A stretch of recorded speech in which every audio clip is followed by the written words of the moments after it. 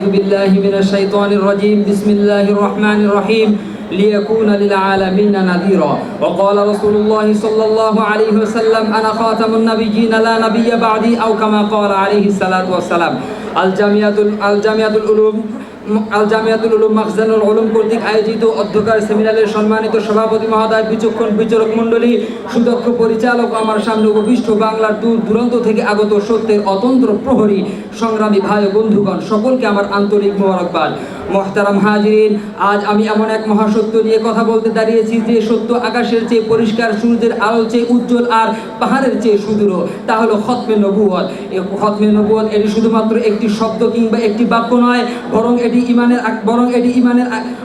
ইমানের ভিত্তি, আকীদার মেরুদণ্ড এবং মুসলিম উম্মার পরিচয়ের এক চূড়ান্ত সনদ। মোহতারাম হাজিরিন, মানবতার ইতিহাস ছিল এক দীর্ঘ অন্ধকার যাত্রা।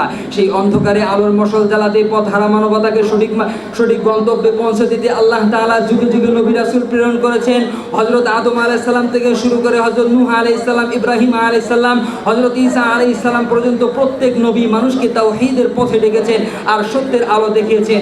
কিন্তু সেই নবুয়তের সুবিশাল কাফেলা যখন পূর্ণতার প্রান্তে পৌঁছালো, তখন আল্লাহ তাআলা পাঠালেন সর্বশেষ এবং সর্বশ্রেষ্ঠ রাসূল হযরত মুহাম্মদ সাল্লাল্লাহু আলাইহি ওয়াসাল্লামকে।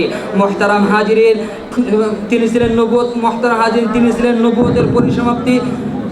নবুয়তের পরিসমাপ্তি, মানবতার মুক্তির দূত, রাসূল আরবি সাল্লাল্লাহু আলাইহি ওয়াসাল্লাম। এর সপক্ষে আল্লাহ তাআলা কোরআনে পাকে এমন একাধিক আয়াত নাজিল করেছেন যা বাতিলের সমস্ত সন্দেহকে চূর্ণ বিচূর্ণ করে দেয়। আল্লাহ তাআলা বলেন, মা কানা মুহাম্মাদুন আবা আহাদিম মির রিজালিকুম ওয়ালাকিন রাসূলুল্লাহি ওয়া খাতামান নাবিয়্যিন। আল্লাহ তাআলা আর বলেন, ইন্না নাহনু নাযালনা যিকরা ওয়া ইন্না লাহু লাহাফিজুন। কুল ইয়া আইয়ুহান নাস ইন্নী রাসূলুল্লাহি ইলাইকুম জামিআ।